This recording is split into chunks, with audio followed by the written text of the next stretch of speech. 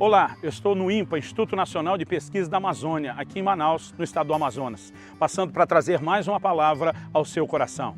Em Números 13, 33, 10, daqueles 12 espias enviados por Moisés, regressam da terra prometida dizendo: éramos aos nossos olhos como gafanhotos, e assim também o éramos aos deles. Eu particularmente duvido que eles foram vistos por alguém, porque o contexto que a própria Bíblia nos fornece de como tratavam os espias que eram descobertos naquela época era com morte. José ameaça seus irmãos simulando essa possibilidade. Os 2 espias enviados por Josué precisam ser escondidos por Raabe para não morrerem. Se eles tivessem sido vistos pelos povos da terra, eles teriam sido executados. Mas quem se vê como gafanhoto acha que os outros também o enxergam como gafanhoto. Na verdade, a maneira como nos vemos é uma crença muito limitadora, ou pode se tornar uma crença muito limitadora. Precisamos nos enxergar pelos olhos de Deus, através da palavra de Deus, porque você é aquilo que você vê. Esse é o tema da nossa conversa hoje. Fique comigo e nos próximos minutos nós falaremos disso. O que percebemos, não só nesse texto, mas em várias porções das Escrituras, é que a maneira como nos vemos, ela terá grande impacto sobre nós.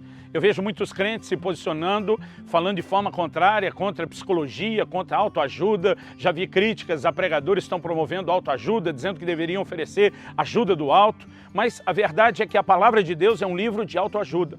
Deus, o que é a definição de autoajuda? Nós recebemos instruções que temos que colocar em prática e mudar a nossa própria vida. Deus diz em Deuteronômio 30:15, eu coloco diante de vocês a vida e a morte, a bênção e a maldição. Deus diz, escolhe vida. Ele está dizendo aqui, eu aponto o caminho para que você execute. Eu ofereço algo que você precisa implementar na sua própria vida. Então, bobagem falar contra a autoajuda quando a Bíblia é um livro de autoajuda. Bobagem atacar tudo na psicologia quando muito do que ela descobre é a constatação do comportamento humano no jeito que Deus mesmo o criou. O que não podemos é colocar as nossas crenças sobre isso. Mas precisamos perder o preconceito, porque senão deixamos de enxergar aquilo que a palavra de Deus afirma e que muitas vezes a própria psicologia descobre. Como, por exemplo, o poder de uma autoestima, a forma como nós nos olhamos. Quando eu era ainda bem garoto, eu me lembro de ter passado na frente de um circo e ter visto um elefante que estava dançando, preso numa corrente, amarrado no chão. Mas eu lembro que eu fiz um comentário com alguém que estava perto de mim. Falei, essa corrente é pequena demais para segurar um elefante desse. Eu duvido que esse lugar que prenderam no chão tenha força de resistir à força de um elefante. Um animal que muitas vezes pode derrubar uma parede só de se apoiar nela, arranca árvores com a sua tromba que estão profundamente enraizadas no chão. Um animal forte como aquele, como poderia estar preso aquilo?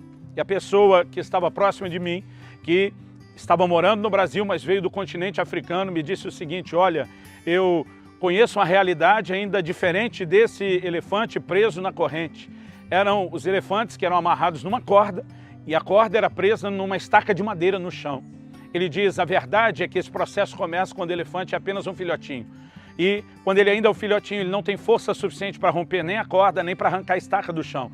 Ele tenta repetidas vezes se libertar. E depois de várias tentativas, ele assimila que a corda e a estaca são mais fortes do que ele. Com o tempo ele cresce, mas ele sequer tenta sair novamente, porque ele já assimilou uma imagem interna de que a corda e a estaca é maior do que ele. Eu quero tomar isso como uma ilustração da prisão onde muitas vezes nós nos colocamos. Esse espírito estava dizendo, nós éramos como gafanhotos. Ora, lugar de gafanhoto é para o deserto, é lá que João Batista se alimentava deles. Então foi o lugar para onde eles acabaram voltando, porque você é aquilo que você vê. O livro de Provérbios nos declara, lá no capítulo 27, no verso 19, que assim como na água o rosto corresponde ao rosto, assim o coração do homem ao homem. Em outras palavras, a Bíblia está dizendo que o reflexo que eu vejo ao olhar, e naquela época eles não tinham o espelho como nós temos, mas eles viam o seu próprio reflexo na água. Quando eu, olhando para a água, eu vejo exatamente reproduzido lá o meu reflexo, a imagem de quem eu sou. E assim como aquele reflexo na água, para nós hoje poderíamos dizer o reflexo do espelho, assim como aquele reflexo corresponde exatamente ao que eu sou, a Bíblia diz assim, o coração do homem corresponde ao homem. Ou seja, aquilo que afeta o nosso coração, afeta a nossa identidade. Por isso que Jesus diz, a boca fala do que está cheio o coração. Por isso que muitas advertências são feitas a respeito do coração. Em Provérbios 4, 23, a Bíblia diz sobre tudo que se deve guardar.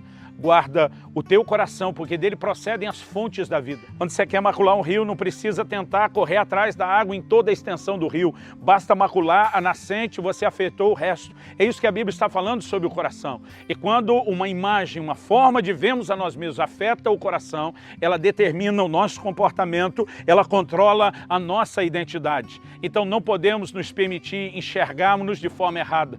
Os dois únicos espias que entraram na terra prometida, Josué e Caleb, eles não se viam como gafanhotos. Eles, na verdade, olham para aqueles gigantes e dizem, nós vamos consumi-los como pão. Ausentou-se deles a sua segurança, o Senhor é conosco. Agora, a imagem que esses dois tinham, que os introduziu na terra prometida, foram os únicos. Ela foi formada pela palavra de Deus. E eu e você precisamos entender que não podemos basear uma imagem de nós mesmos, formada talvez na impressão que nós temos de nós mesmos, ou pelo preconceito que outros geraram no nosso coração. Tem gente que cresceu a vida inteira ouvindo dizer, você nunca vai ser nada, você nunca vai ser ninguém, você não vai fazer ou realizar coisa nenhuma, mas o que nós precisamos entender é que a verdade a nosso respeito não é o que as pessoas falaram de nós, não é sequer o que nós mesmos pensamos de nós, mas é aquilo que Deus pensa e declara a nosso respeito. Essa é a verdade, essa é a realidade a nosso respeito. E Tiago, no capítulo 1, ele compara o relacionamento do crente com a palavra de Deus como alguém que se olha no espelho.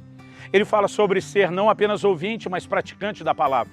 E ele diz, aquele que é apenas ouvinte e não praticante, é semelhante ao homem que se contempla no espelho, mas depois vai e esquece-se de como era.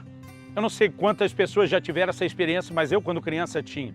Eu brinco, às vezes, talvez as mulheres não, porque gastam muito mais tempo na frente do espelho. Mas eu me lembro quando criança, às vezes, de muito tempo sem olhar a minha imagem, o meu reflexo, me dava uma angústia, um desespero de tentar lembrar como era o meu rosto. Eu tinha aqueles momentos de apagões na memória, eu queria lembrar. Me lembro de uma vez na rua, eu parei na frente de uma vitrine tentando ver o reflexo do meu rosto, porque ainda garoto eu queria me lembrar de como era. Então, quando o Tiago fala sobre isso, eu entendo ele. Mas eu quero fazer o paralelo.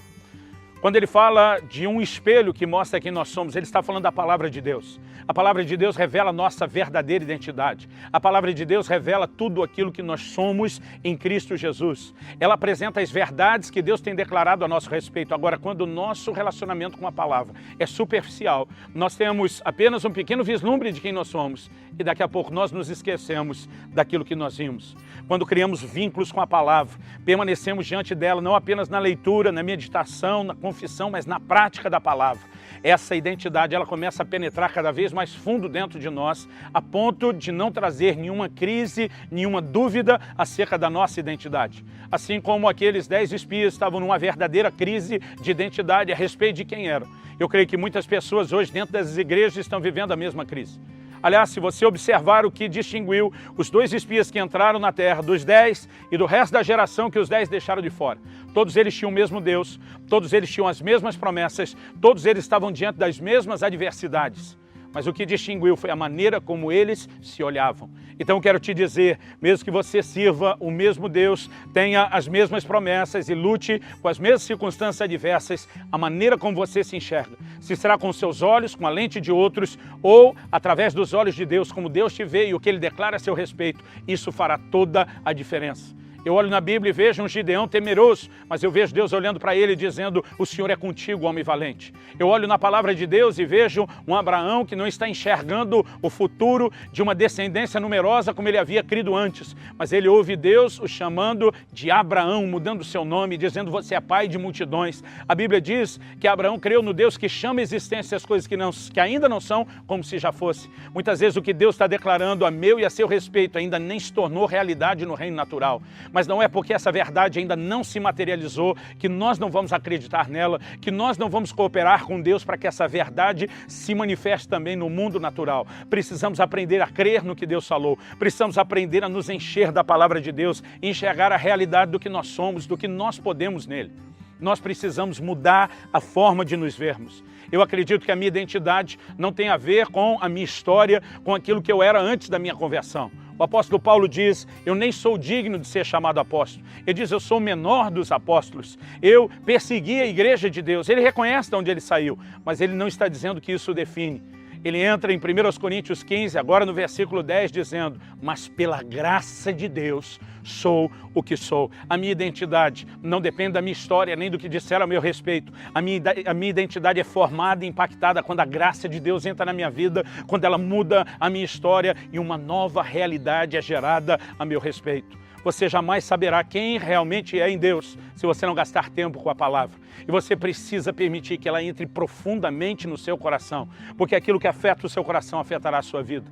Talvez você seja alguém parecido com esse elefante, que antes da conversão ou no início da caminhada, quando espiritualmente ainda era fraco, se viu preso por coisas que não conseguia vencer.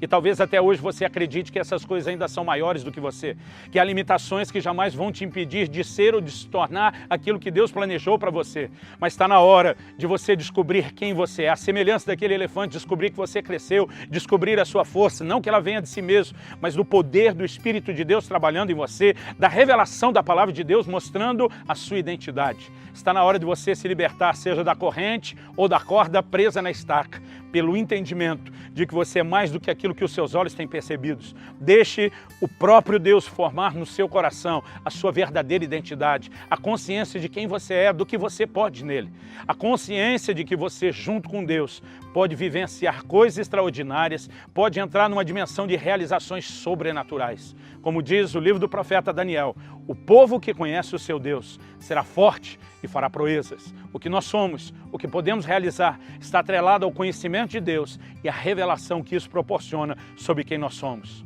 Porque, como afirmei desde o início, você é aquilo que você vê. Pare de se enxergar da forma errada e permita que a lente da palavra de Deus seja o meio de você ter a revelação correta da sua verdadeira identidade, em nome do Senhor Jesus.